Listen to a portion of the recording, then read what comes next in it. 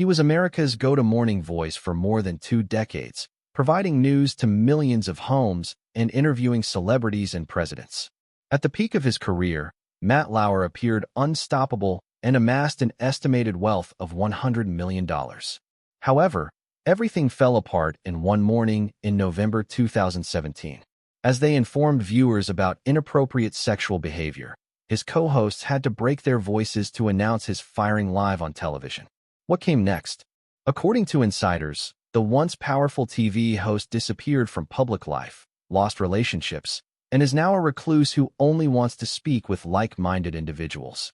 However, this is what actually transpired behind those cameras that no one anticipated.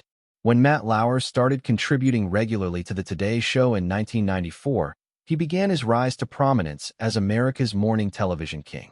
Lauer had a natural charisma that made people relate to him every morning, unlike other journalists who slog through news pieces and celebrity interviews.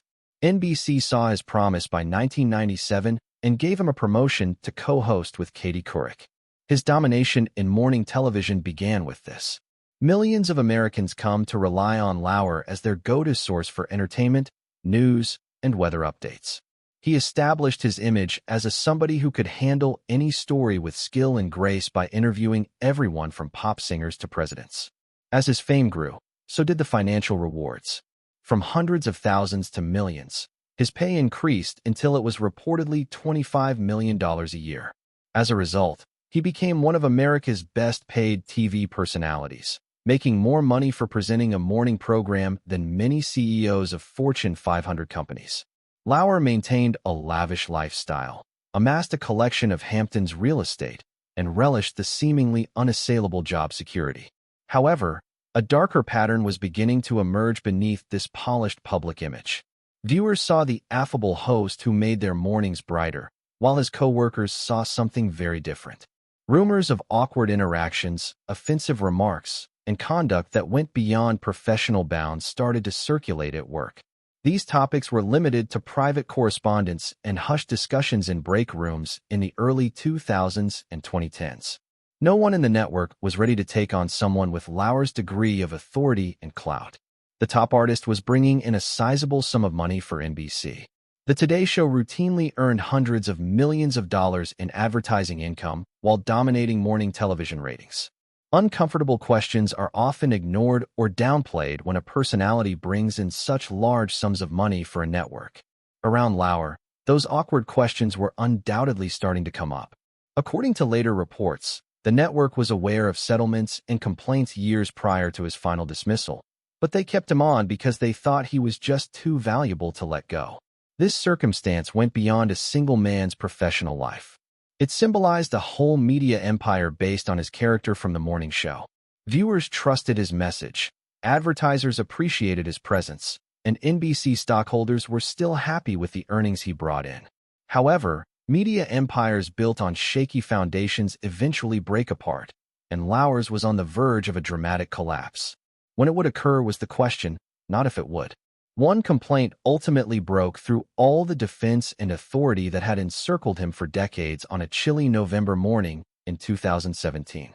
NBC was blind to the fundamental changes taking place in the entertainment sector. Strong men who believed they were untouchable or finding their protection had vanished as the Me Too movement gained unheard of traction. Even industry insiders who believed they had seen it all were taken aback by Lauer's fall, even as he was set to become the most well-known morning television victim of this cultural shift. For years, the warning signs had been evident. However, at his most public appearances, they were concealed in plain sight. Matt Lauer was an expert at preserving deceptive appearances, as seen by the discrepancy between his public and private lives. In fact, throughout his broadcast appearances, the warning indicators of his bad behavior were evident, but they were written off as embarrassing incidents rather than warning signs.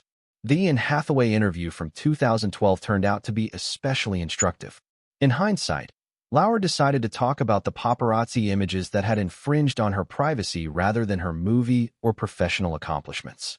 He treated an intrusive invasion of her privacy as entertainment news and centered the conversation around what he called a wardrobe malfunction. In her response, Hathaway showed incredible poise by pointing out that such photos shouldn't be taken by photographers, and that the sexuality of unwilling participants shouldn't be commercialized by society.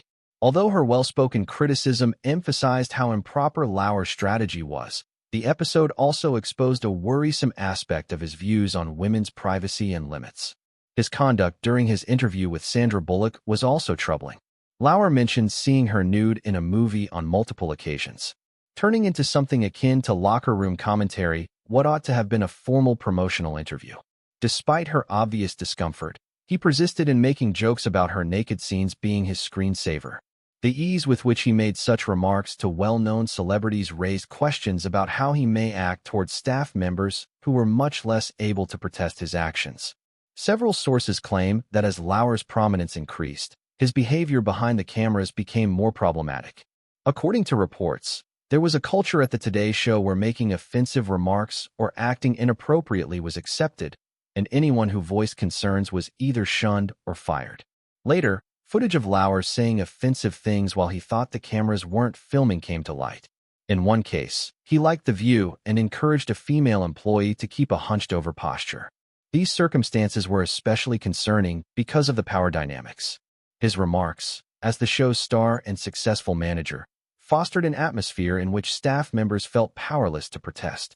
Women who worked under Lauer reported feeling uneasy around him, but also helpless to change the situation.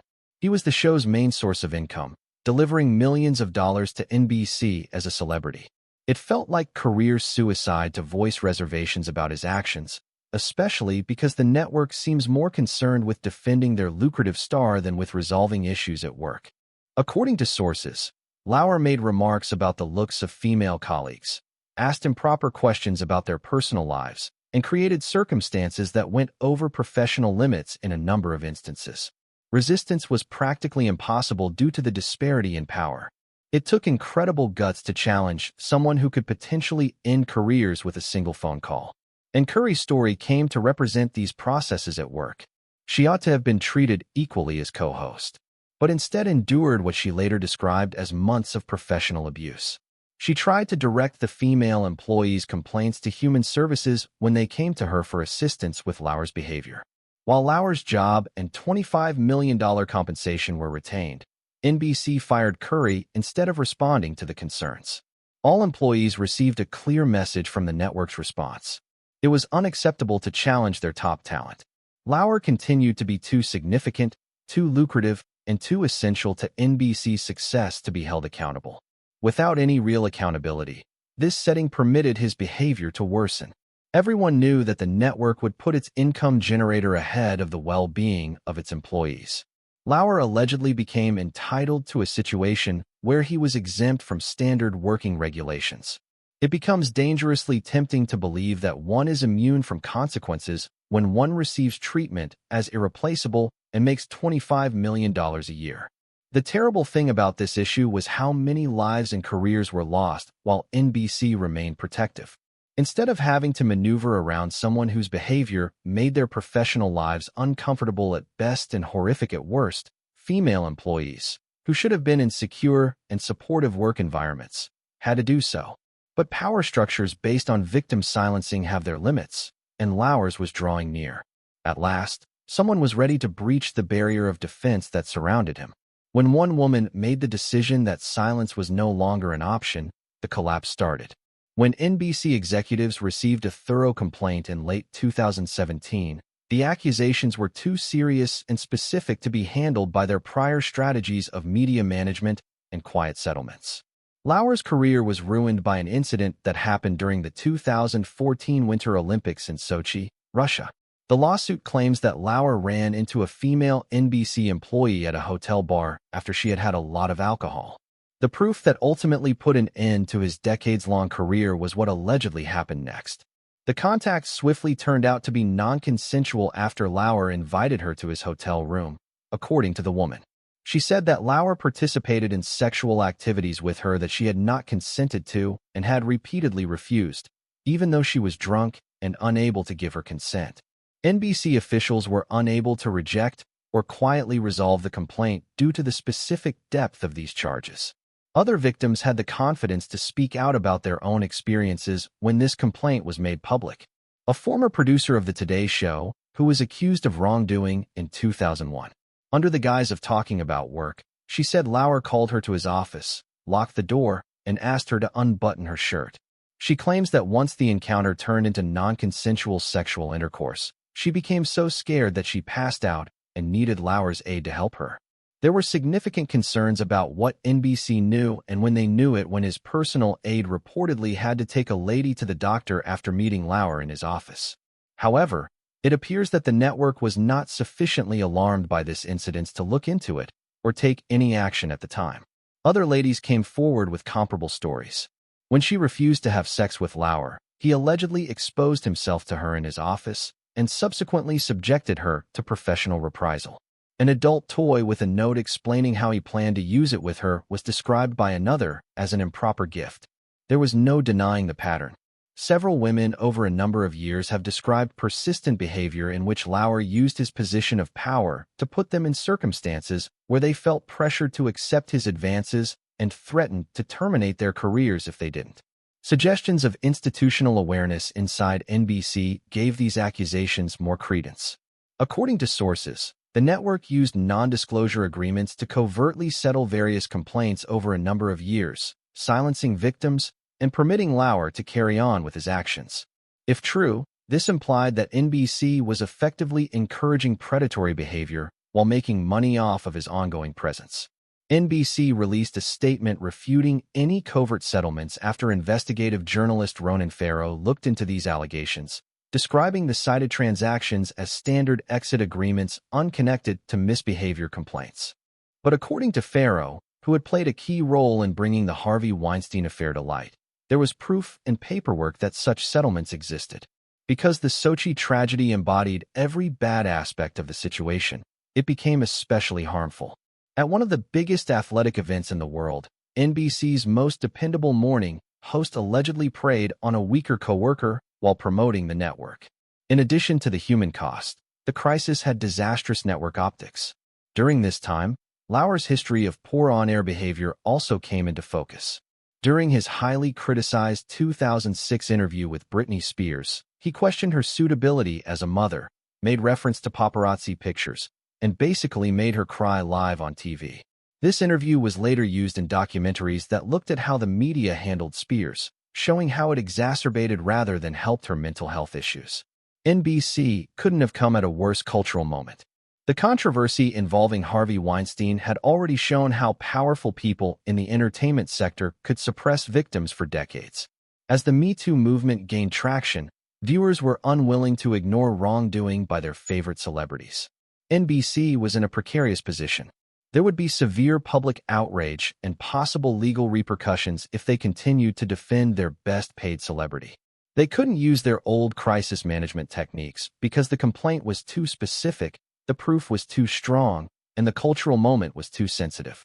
After years of safeguarding their $25 million investment, the network executives abruptly recognized that keeping Lauer would be significantly more expensive than letting him go. However, they were also aware that firing him would cause a stir on morning TV and prompt grave inquiries about their own involvement in permitting his actions.